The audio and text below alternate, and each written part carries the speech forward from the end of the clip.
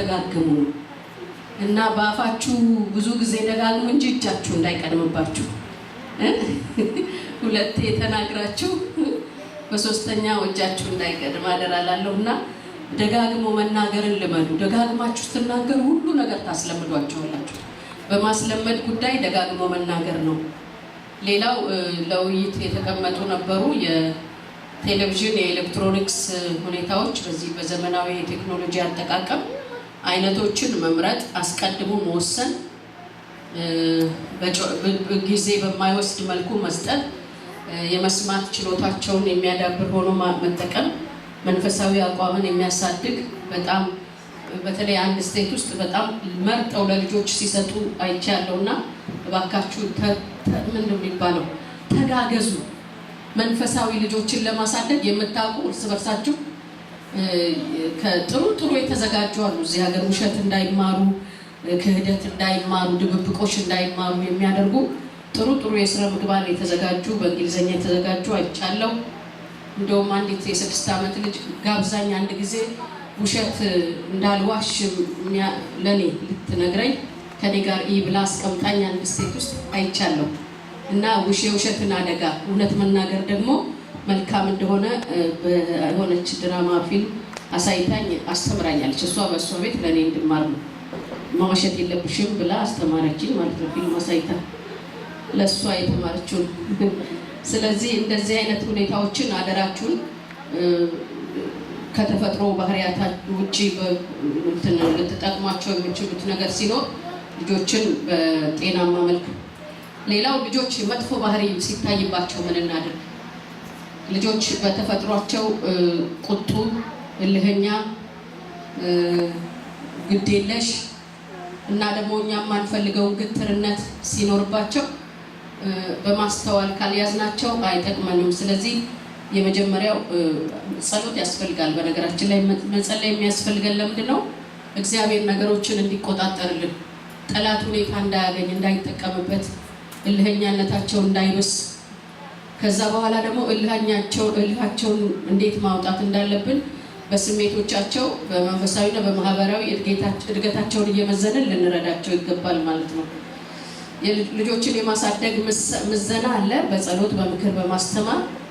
እንግዲህ አሁን ይህንን የጾታ ልዩነት ባላቸው ልጆች መካከል እንዴት ማድረግ እንዳለብን ትንሽ ከፍ ሲሉ በጣም አደራ ምለው ልጆች በሚያደርጉት ነገር ብዙ አለመሳቅ፣ የነሱን ነገር ለሌሎች በማውራት ዝም ብለን አለመኖር ለባህሪያቸው የሚያመጣው ችግር አለ። ከፍ ሲሉ መስማት ሲጀምሩ በተለይ ፈቃደኛ ሳይሆኑ ይነግሯቸዋል። አታውሪ ስለኔ አታውራ ይሏቸዋል። እሱን አልፋችሁ የምታወሩ ከሆነ ይጎዳሉ፣ አእምሯቸው ይጎዳል። ሊያስቅ ይችላል፣ ቤተሰቡን ሊያዝናና ይችላል። ግን ልጆቻችንን ምንድነው የሚባለው አእምሯቸውን እየጎዳን ስሜታቸውን እየጎዳን በልጆቹ ጉዳይ መሳቅ መጫወት ያለብን አይመስለኝም። ብዙ ጊዜ እንመክራለን ይሄንን። ጓደኞቻቸውን አለመናቅ፣ በልጆች መካከል ልዩነት አለማድረግ ዋና በጣም አስፈላጊ ነገር ነው።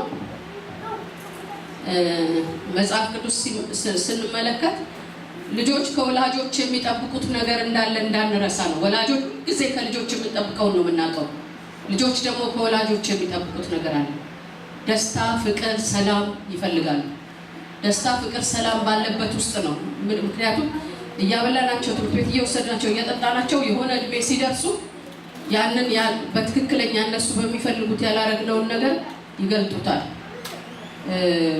ስለዚህ ቶሎ ምንድነው የኛን ነገር ብቻ እንዲይዙ አድርገን ያሳደግንበት አንዳንዴ የልጆች ድክመት አድርገን የቆጠርነው ነገር የወላጆች ድክመት ሆኖ ይገኝ ይሆናልና በዚህ አቅጣጫ እንድናስብ ብዬ ነው ይሄን ያነሳሁት።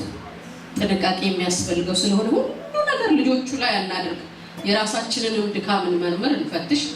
እንደውም ልደታቸውን ስናከብር ምንድነው የሚባለው ቼክ ፖይንት እንድናረገው ምንድነው ዛሬ ስንት ዓመት ልጅ እንዳሳደጉ እንደከበረን አላውቅም። ስንት ነው? 6 በጣም ትልቅ ጥሩ እድሜ ነው። 7 ዓመት ማለት ፕሪንቲንግ ኤጅ ማለት ነው። ስለዚህ በጣም ከባድ ጊዜ ነው አሁን ያላቸው። አጭር 1 ዓመት ምናልባት ማለት ነው። ከዛ በኋላ ደግሞ ወደ የትኛው የእድሜ ክልል እንደሚሄዱ ተመልከቱ። ሪዝን ወደሚያደርጉበት እድሜ ሊሄዱ ነው። ስለዚህ እንደዚህ በየእድሜያቸው ያለውን ሊስተካከል ያለውን አሁን በሰባተኛው አመቱ ላይ ምንድነው ከ6 አመቱ ማድረግ ያለብኝ ማስተካከል ያለብኝ መጨመር ያለብኝ በባልና ሚስት ወላጆች በጋራና በግል ራሳቸውን መዝነው መርምረው ቼክ አድርገው ለዚህ ልጅ በተለይ የምንሰጠው ከባህሪው አንፃር ከማንነቱ አንፃር ምንድነው ብለው ወላጆች ራሳቸውን እንዲመረምሩ ድክመታቸውን እንዲያውቁ ራሳቸውን እንዲያዩ እግዚአብሔር እንደማያሳያቸው ችሎታ እንዳላችሁ ወላጆች ሆናችሁ ራሳችሁን አትቁጠሩ። ራሳችሁን እየመረመራችሁ በቃሉ ራሳችሁን እያደሳችሁ እንደዚህ አይነት እድል ባለበት ትምህርት እየተማራችሁ በዝግታ በማስተዋል በትዕግስት ነገርን በማስተካከል ራስን መምራት ያስፈልጋል ማለት ነው።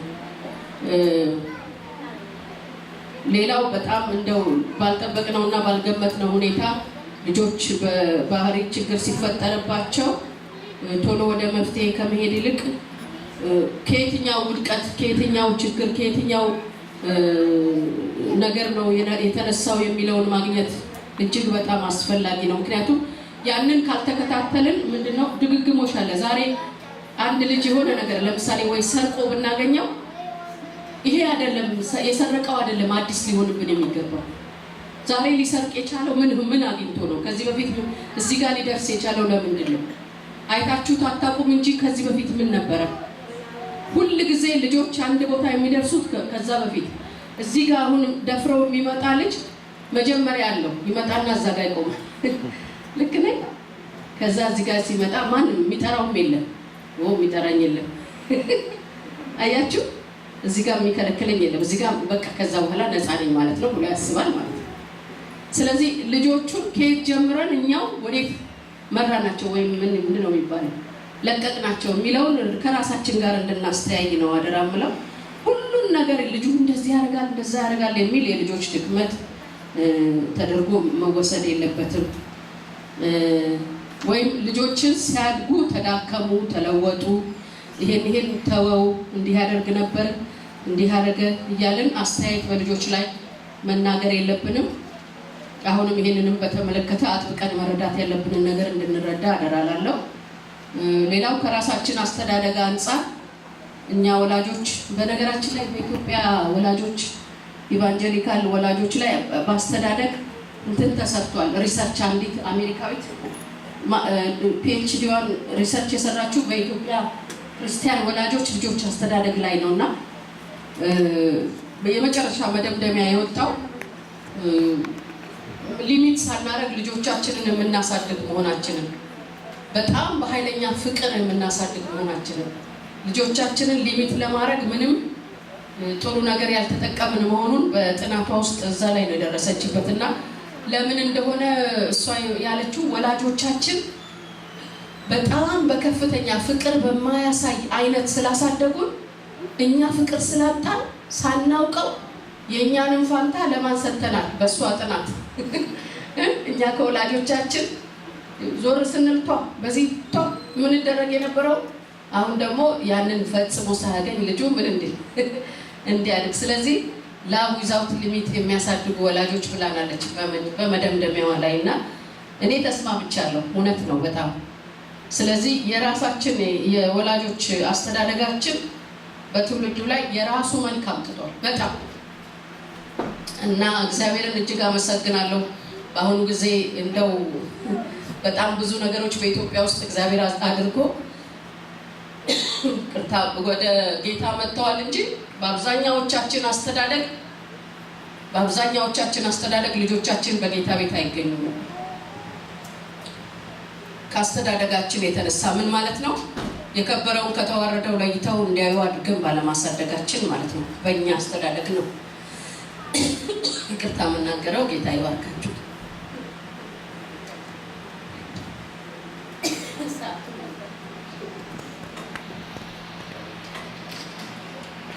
እግዚአብሔርን እጅግ አድርገን እናመሰግናለን። ጌታ ይባርክሽ። ጌታ የእግዚአብሔር አምላካችን ስም የተባረከና የተቀደሰ ነው። ወደሚቀጥለው ቶሎ መንደርደር ያለብኝ ይመስለኛል። ከአሁን በኋላ ያለን 20 ደቂቃ ነው 6 ሰዓት ላይ መጨረስ አለብን የሚል ስኬጁል ነው የያዝነው። ስለዚህ ለእያንዳንዳችሁ ወረቀት እንዳስተላለፍን እርግጠኛ ነኝ። ወረቀት ያልደረሰው ሰው አለ ወይም ወረቀት የሚፈልግ ሰው ካለ አሁን የጥያቄና መልስ ጊዜ እንዲኖረን እንፈልጋለን።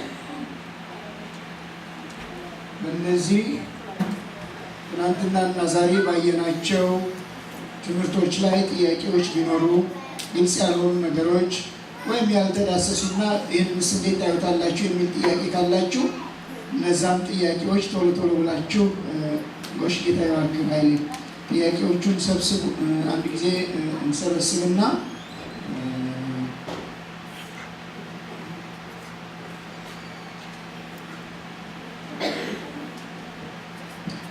እሺ ጥያቄ ያላችሁ ሰዎች ጥያቄያችሁን ታስተላልፋላችሁ። ኦኬ እሺ ማንም ሰው እንዲሄድ አንፈቅድም። የ5 ደቂቃ የእረፍት ጊዜ እንሰጣለን እኛ ጥያቄዎቹን ታሌ እስከምናደርጋቸው ድረስ እና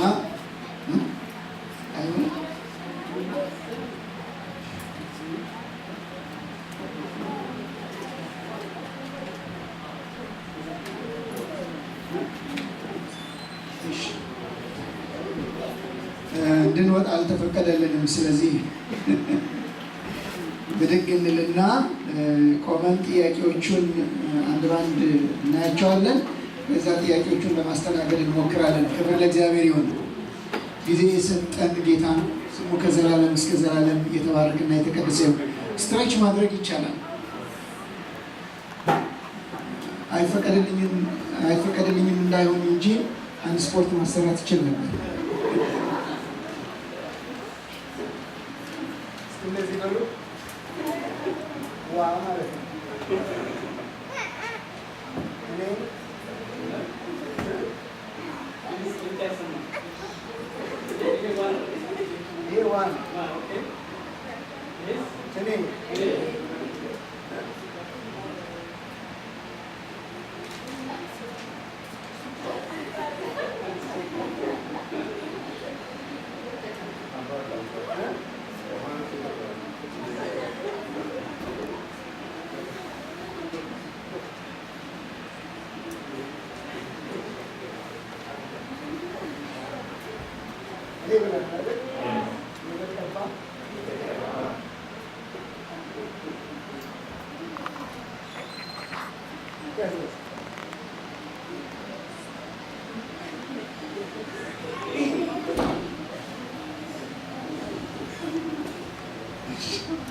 ጌታ ይባርካችሁ።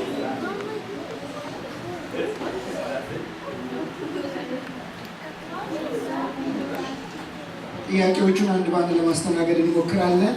አንዳንድ ድግግሞች ሊኖሩ ይችላሉ። እነሱም አዛምደን ለመመለስ እንሞክራለን።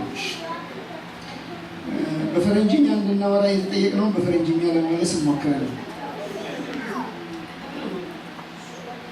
አንድ ሚስት የራሷን ሬስፖንሲቢሊቲ which is submitting to her husband ትታ የባሏን ሬስፖንሲቢሊቲ ብቻ ብትነቅም ይሄ ትክክል ነው ወይስ ሁላችንም የራሳችንን ብቻ ነው ማድረግ ያለብን?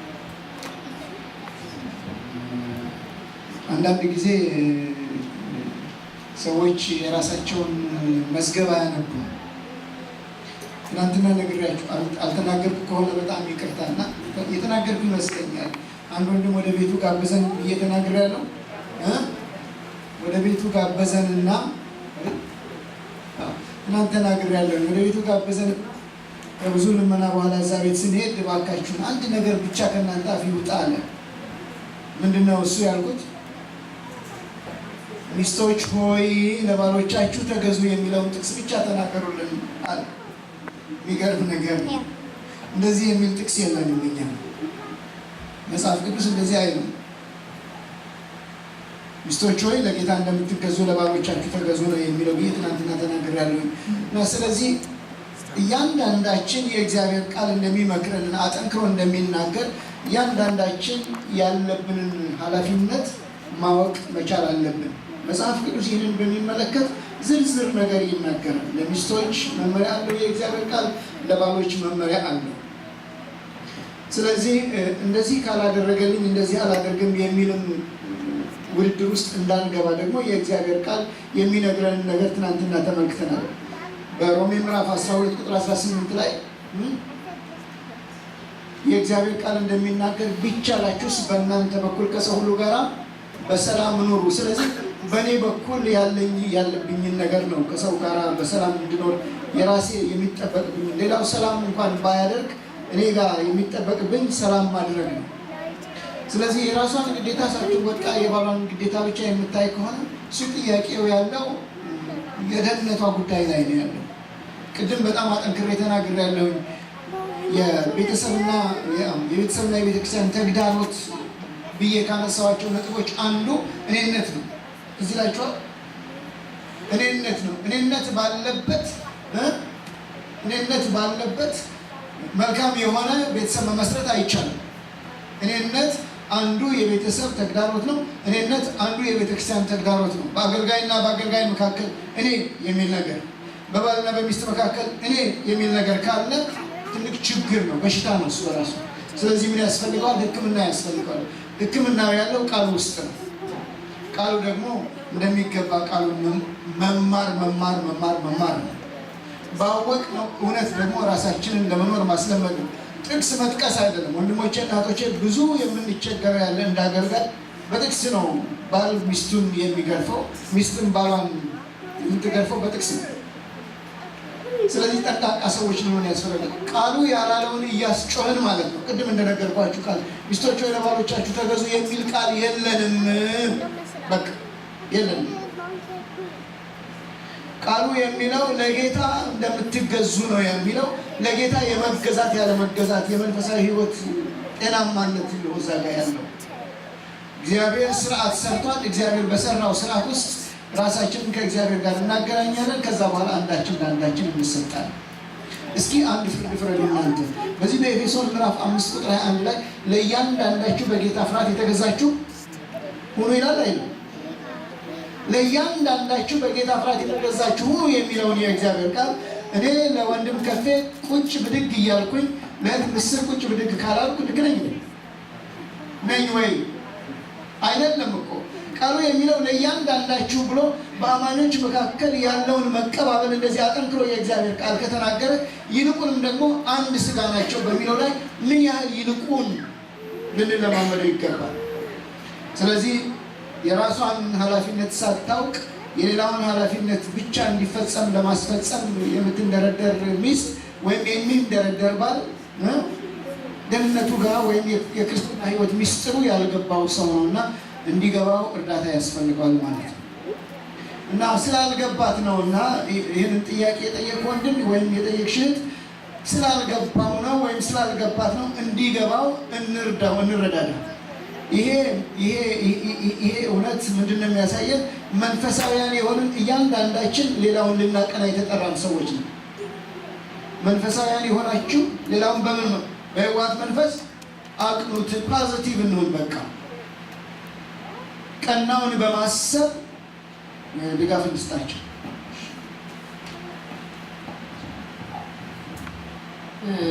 ከዚሁ ጋር የሚያያዝ ሴት ባሏ እንድትታዘዝ ለጌታ እንደምትታዘዝ የእግዚአብሔር ቃል ነው። ባሏ ጌታን መታዘዝ ባያስተምራት በዚህ ምክንያት ባሏን ባትታዘዝ ከተጠያቂነት ነፃ ልትሆን ትችላለች ወይ ነው የሚለው።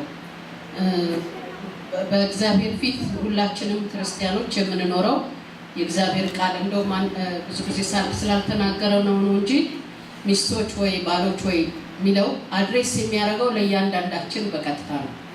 ያ ማለት እግዚአብሔር የሰጠን ማለት ነው። ሚስቶች ወይ ብሎ የመጣው ለኔ ነው፣ ባሎች ወይ ብሎ የመጣው ለደጌ ነው። አብሮ ደግሞ የመጣው ለሁለታችን ደግሞ የተጻፈ አለ። ስለዚህ ይሄንን ቃል ለመፈጸም የምንነሳው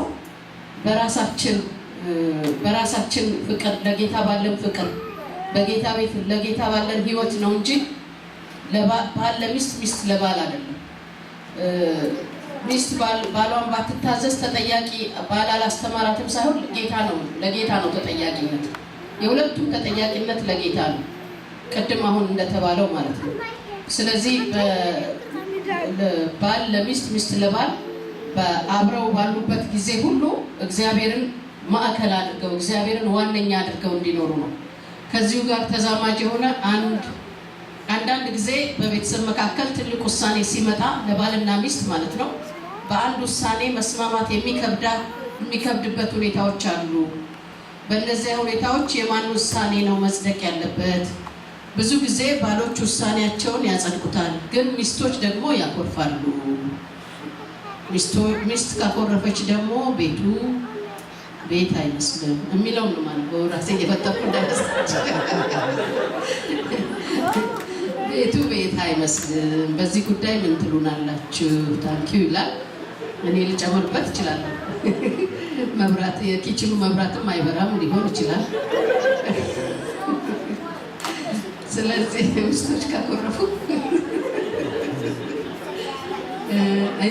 በመሰረቱ ሁልጊዜ ትልቅ ችግር ነው። በጌታ ግን እያደግን በትዳራችን እያደግን ስንሄድ ነው ጤናማ ነገር የምንወስደው። እኔና ደግሽዬ አንድ አቋሞች አልነበሩም። ያው ሳንጋባም የተለያዩ 3 አቋሞች ይዘናል። ግን ከተጋባም በኋላ እንደዚህ አይነት ውሳኔ ሲያቅተን እንጸልያለን። ከዛ ደግሞ በጣም ሲሪየስ የህይወት ውሳኔዎች አማካሪዎች አሉ በጌታ በጣም ከኛ ምሳሌነታቸውን የምንወደው እነሱ ጋር ይዘን እንሄዳለን። የእነሱን ምክር የሚያስፈልግ ሲሆን ማለት ነው። የእነሱን ምክር የማያስፈልግ ከሆነ ነገ ተነገ ወዲያ እንስማማበት እንደሆነ እስቲ ይሄን ጉዳይ እንጸልይበትና እንጠብቅ እንላለን። ጊዜ የሚሰጥ ከሆነ ማለት ነው። ጊዜ የሚሰጥ ሆኖ ደግሞ ድጋሚም ስናየው ድጋሚም ካልተስማማን አሁንም እንደገና እድል ካለ ጊዜ እንሰጣለን። ብዙ ጊዜ እኔ ጀስቲፊኬሽን እወዳለሁ። በዚህ የተነሳ ሁላችንም እንደምናውቀው 2 ሀሳብ የምንሆንበት ጊዜ ይኖራል። ስለዚህ ምንድነው የምናደርገው? መጨረሻ ላይ ያለን ስምምነት በጣም ልዩነት ካለው ደግሽዬ ያለው ነው የሚሆነው። ቅድም እዚህ ጋር እንደተባለው ግን ያንን ውሳኔ ምን ብለን ነው የወሰንነው? ቅድም ብዙ ጊዜ እዚህ ደጋግመን የምናስተምረው ራሳችን ቤት ውስጥ ያለ ነው። በደጌ ላይ ክርስቶስ ራስ ነው። ስለዚህ ደጌ የሚወስነው ውሳኔ ጌታ ነው። ጌታ አለበት ብዬ እንዳምን እወዳለሁ። እንደዛ ነው የማደርገው። ሰሚት ሳረግ ለጌታ ነው ሰሚት ያደረኩት እንጂ ለሱ አይደለም። የሱ ሀሳብ እንደሆነም አድርጌ አልቆጥረውም። ለዚህ ይመስለኛል እችኛዋ ሚስት የምታኮርፈው እችኛዋ የሱ ውሳኔ አድርጋ ስለምትቆጥር ነው። የሚገርማችሁ ብዙ ጊዜ እግዚአብሔርን ኃላፊነቱን እንዲወስድ እግዚአብሔርን ስትተዉ በጣም ብዙ ነገር ይቀላል። እና እሱም ደግሞ መፍራት ይጀምራል። የሚወስነው ውሳኔ የእግዚአብሔር ሀሳብ ነው ወይ አይደለም ወይ? እኔ እኮ ይህን ውሳኔ የተቀበልኩት እግዚአብሔር ኃላፊነቱን ይውሰድ ብዬ ነው ብዬ ነግሬው ተዋለሁ ማለት ነው። ስለዚህ ምን ልል ፈልጌ ነው፣ ይሄ በውሳኔ ሰዓት ለባሎች ውሳኔውን መተው መልካም ነው። ምንም ክፉ ነገር የለውም። ባልና ሚስት እኩል ስላልሆኑ ሳይሆን ምንም ቢሆን ምንም በቤት ውስጥ ቅደም ተከተል አለ። ምንም ቢሆን መንፈሳዊ ቅደም ተከተል አለና ጌታ ኢየሱስ ክርስቶስ በባል ላይ ራስ ሲሆን በፍቅር ነው ራስ የሆነው። ባሎች በሚስት ላይ ራስ ሲሆኑ በፍቅር ነው ራስ የሆኑት።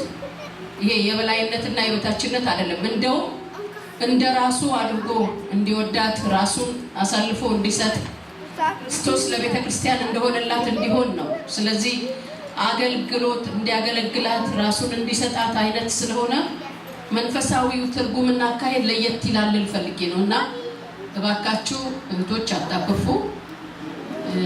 ትንሽ ጊዜ የሚሰጥ ከሆነ ጌታን ጠብቁ። ከዛ ደግሞ ሌሎችን ማማከር የሚያስፈልጋችሁ ሲሆን አማካሪዎች ይኖራችሁ። በተለይ ሁሉም ባለትዳር አማካሪ ቢኖረው ጥሩ ነው።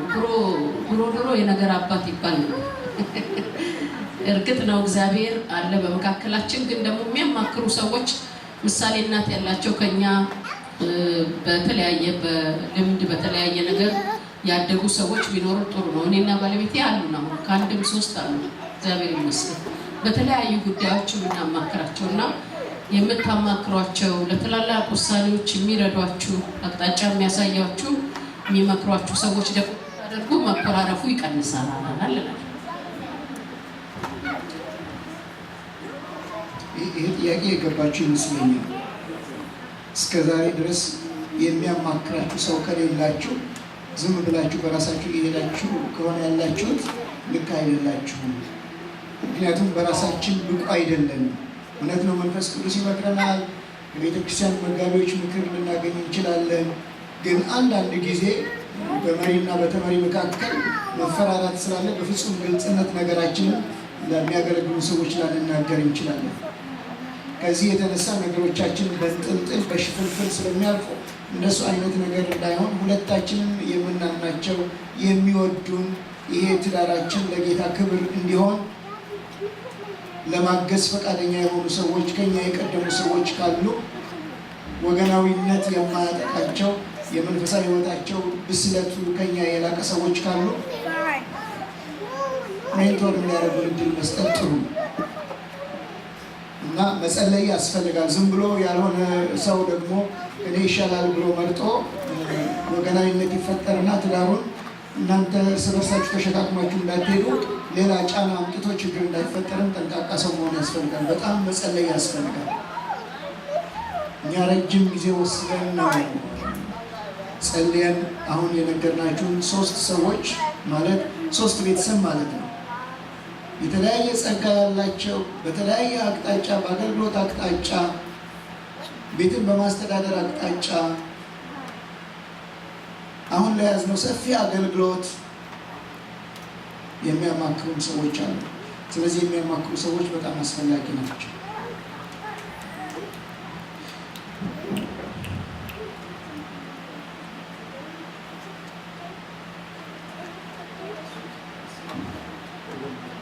We say that we wives see our husband weaknesses, but how do we get the wisdom to use it to better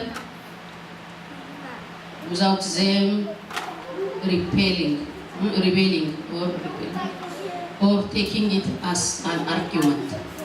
በቀላሉ እኛ ሚስቶች ብዙ የባሎችን ድካም እናያለን እና ልናርማቸው ስንፈልግ በእንዴት ያለ ጥበብ እነሱን ማሻሻል ያለ ምንድነው አርጊውመንት ያለ አለመግባባትን ሳንፈጥር እንዴት አድርገን ድካማቸውን ልናንጽ እንችላለን የሚል ነው። የመጀመሪያው ድካሞቻችንን ስናይ እንጸልይ። ሁለተኛው ድካሞቻቸውን ያውቁትና ያውቁት እንደሆነ እንወቅ። አንዳንዶቹ ድካማቸውን አያውቁም። ስለዚህ ለእኛ ድካማቸውን ያውቁታል ወይ ቼክ ማድረግ አለብን። ከዛ በኋላ ስለዛ ድካማቸው ለመነጋገር ፈቃደኛ መሆናቸውን ማጣራት አለብን። ዝም ብለን አንተ እንዲህ አይነት ድካም አለብን እንዲህ አይነት ድካም አለብሽ ከማለት ይልቅ ማለት ነው።